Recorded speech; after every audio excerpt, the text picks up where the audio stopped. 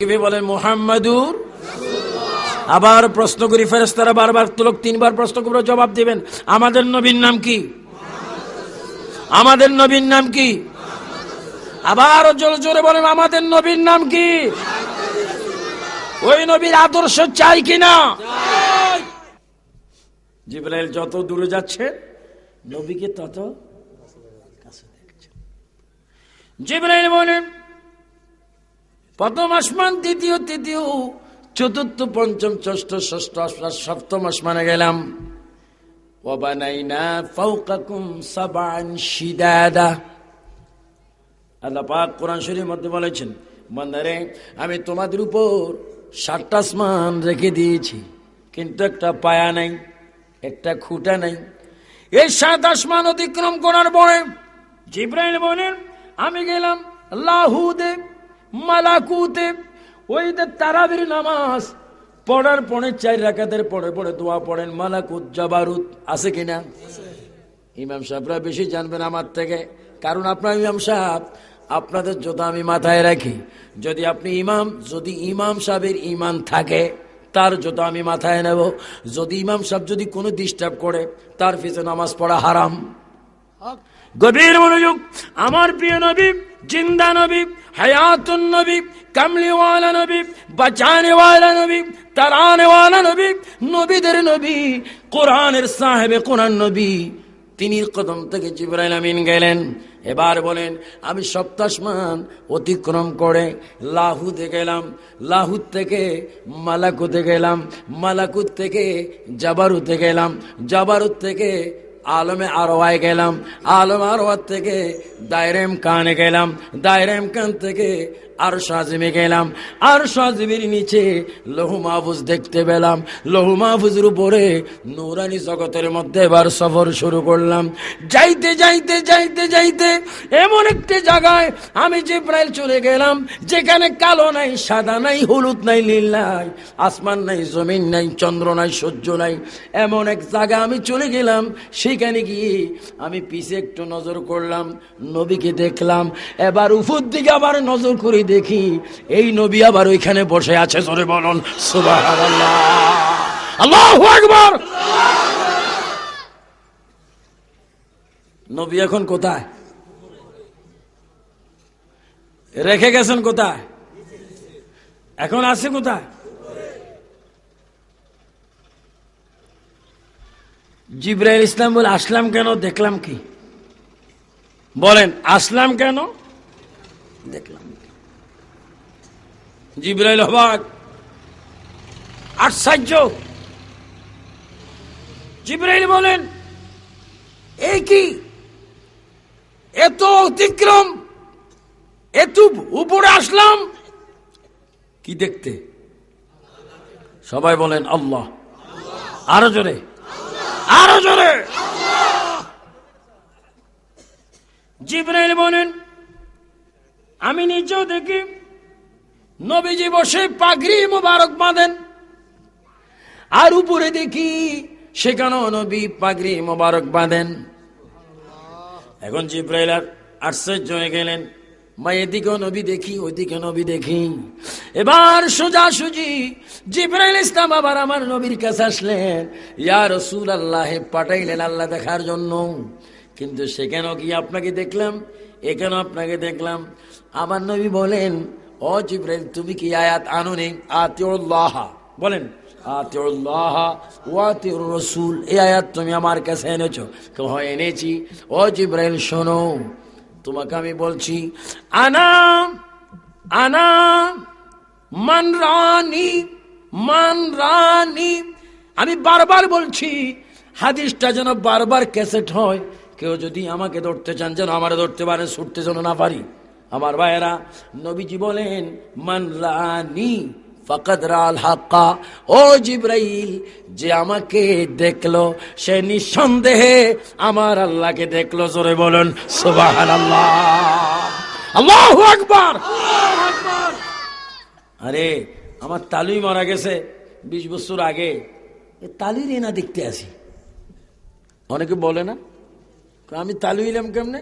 আমার তালুর চেহারার মতো আপনার চেহারা। ধন্যবাদ। এই দেশের মানুষ দুঃখ বুঝে মাশাআল্লাহ।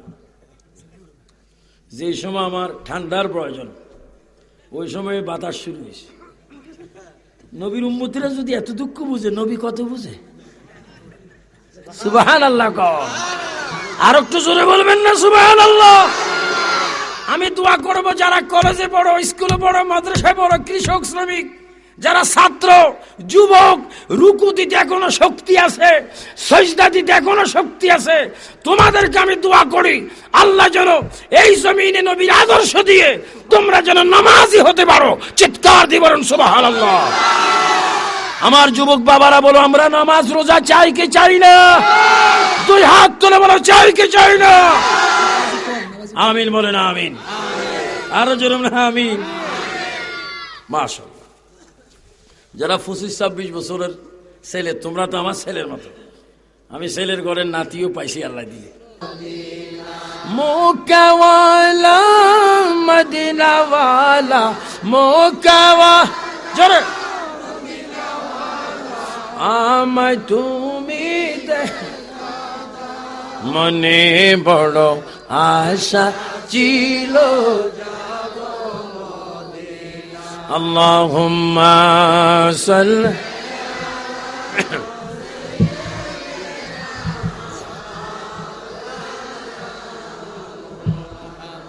ওয়ালা আলি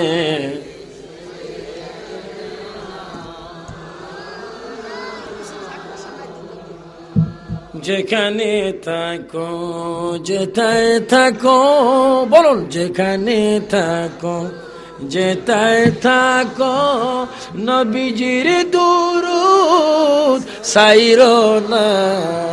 ও যুবক বাবারা জোরে জোরে বলো, যেখানে থাকো যেথায় থাকো নবীজির দুরূদ সাইরো না। নবীজির দুরূদ না সারিলে নবীজি তোমায় সারবে না। আল্লাহুম্মা মাইকলা কই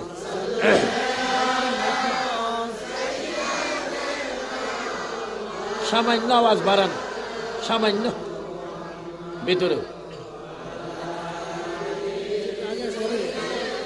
একটু সামনে আসেন সবাই, একটু একটু পিছে জায়গা হচ্ছে না, একটু একটু সামনে। আল্লাহুম্মা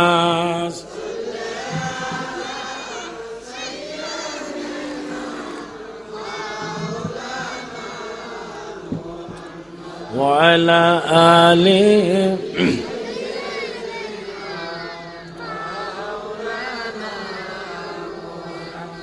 এমন ঘরে শুইবির মন যে ঘরের নাই বিছানা, এমন ঘরে শুইবিরে মন যে ঘরের নাই ঠিকানা।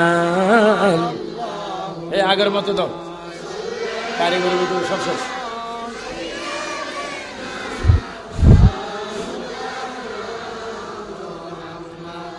ওয়ালা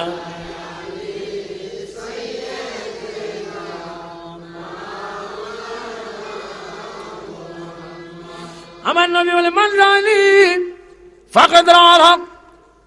জিবরাইল যে আমাকে দেখলো সে নিঃসন্দেহে আমার আল্লাহকে দেখলো। জিবরাইল আমিন বলে, ইয়া রাসূলুল্লাহ, আল্লাহ কেমন, আল্লাহ কি রকম? আমার প্রিয় নবী ডাক দিয়ে বলছেন, জিবরাইল রে, যদি তুমি আল্লাহ দেখতে চাও, আনা উলামায়ে কেরাম শুনুন, ইমাম ভাইরা শুনুন, আমার নবী অবশেষে ফয়সালা দিচ্ছে, আনা মেরাতুল্লাহ। জিবরাইল রে, আমি রাসূল হচ্ছি আল্লাহ দেখার আয়না।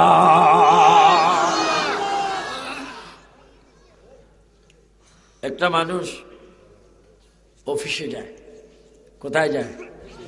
অফিসে যায়।